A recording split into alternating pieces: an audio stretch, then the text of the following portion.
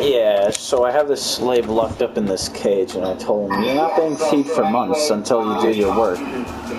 And, so he was there, he was crying with, like, a bullet wounds all over him. And then, like, I was crying in front of him. I was like, don't make this hard as it is. And then, what was I talking about? I don't even know what I'm saying anymore. So then I grabbed the gun, right? And then I was like, you know, just there. I'm just trying to, I don't know. I'll tell you about another story. I was with Bill Cosby in jail, you know. I was locked up there for reasons that I don't want to talk about, but I was just sitting there eating my food, and he was like talking about his debut when he was playing his Fat Albert, and I was like, man, this is pretty cool. Can I do that? And then, like, he was like, you know, I'm a one-man deal. You can't have any chicken or Cheetos when on the job. And I was like, man, where's my pizza? And then, so, continuing with my slave story, he was crying and he was locked up in there, and I was kind of laughing at him at the same time while crying, as you know. I punched myself, and so after I was done punching him to death, I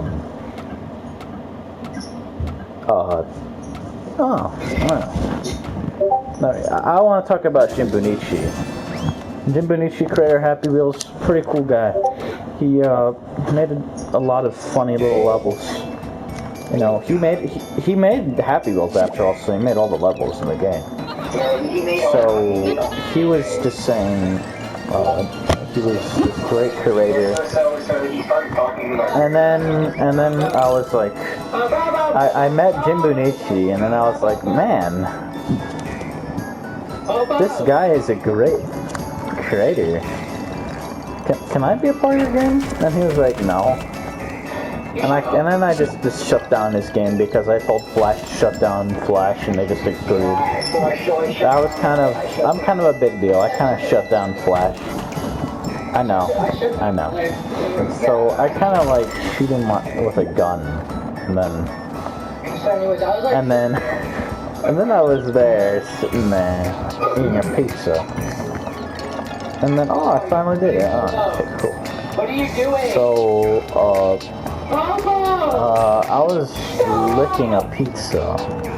I'm gonna give you some facts about Albuquerque. It was a place founded by George Washington in 1893. Crazy, I know. So after it was founded, Jim Bonici decided that he wanted to be there.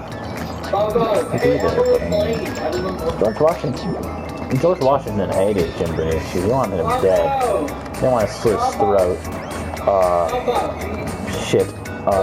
So after the law came along with COPPA, crazy,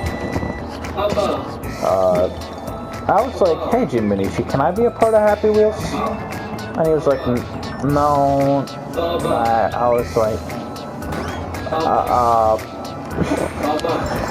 like, man, you owe me a pizza. And then I cut his throat and ate his big intestine, because everyone knows that's the most delicious part of the body.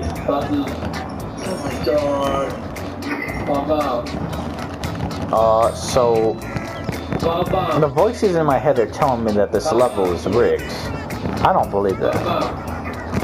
So I was just there, licking just his blood out of his body. You know, how everyone does it.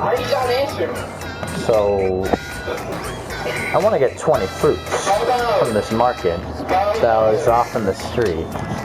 And then he was like, Nah, man, I was like chicken and Cheetos and coffee. I don't even know what I'm saying anymore. Only if I could just do this one part. Alright. So, have I ever told you how hard this level is? I've never told you how much It's like pretty weird. I've never told you how Bobo should shut up. I told you the story of Tim Allen. Yeah, Tim Allen. You know, great guy. He met this guy in Christmas with the Yanks called Vic. This man's insane. He has like control of the police station, all that, the whole city, whole neighborhood. Yeah. He was a mastermind and stuff, a criminal mastermind. He's probably a part of a lot of notorious. He was notorious for the Great Robbing of 1967, where they robbed a McDonald's. And, it was just crazy, man. But, after they were done robbing the McDonald's, Jim Benici was like, man, why'd you rob my McDonald's, huh?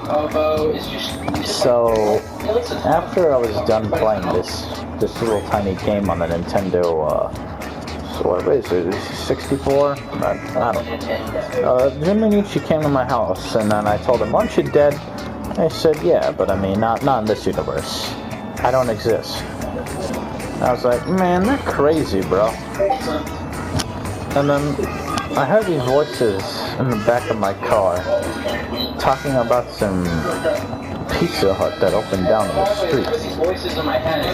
And then I was like, damn.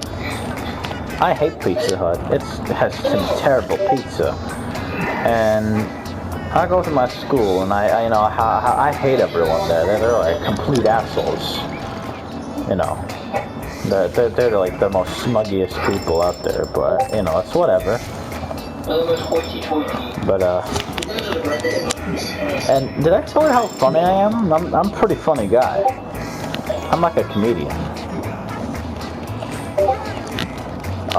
So I was playing some chicken Cheetos game.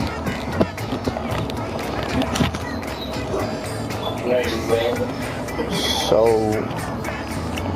I saw Jim Benici at my birthday party, and I told him, man, you're supposed to be in another universe. Why are you here? And he was like, man, don't even worry about it. It's okay. And I was like, man, he owed me that pizza still, so I don't know. And then I told Jim Benici that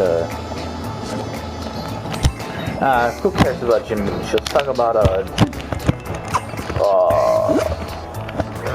Matt Shee. No.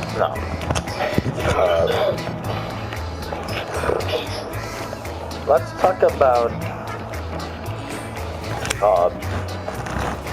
Gabe Newell. Yeah, I met this man back in college. He was like, I don't know, 9 years old or something. He was like a mastermind. He worked for Microsoft at the time. And then I was like, whoa, how'd you get here? You're not supposed to be here. Like, I was like, what are you doing? And he's like, I'm making a video game. And funny thing is, I don't even know how to count to 0. It's kind of crazy. But I learned how to program video games. And I was like, man, I want to do that. And he's like, fuck you, you're not going to do anything. You're a piece of shit. Go back home. Play your little video games.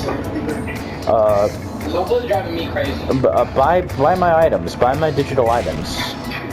Just spend all your money on my games. And I was like, okay, man, I'll do that. After I spend like $7,000 on like a shitty virtual item, you know how it be. Jim Benici came back and said, hey, man, my video game's free. Did you know? Oh. And then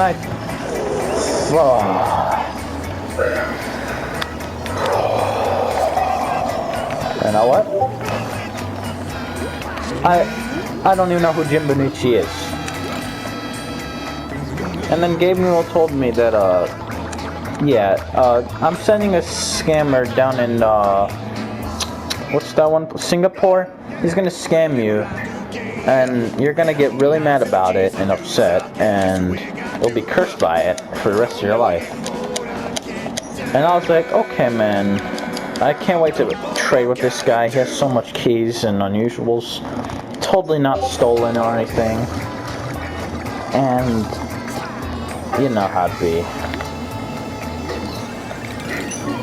Oh. Man. Crazy. It was crazy to be in this crazy ride. But sometimes you just need to break someone's head open with a can of Cheerios. Yeah, sometimes you gotta use a can opener. And, bye.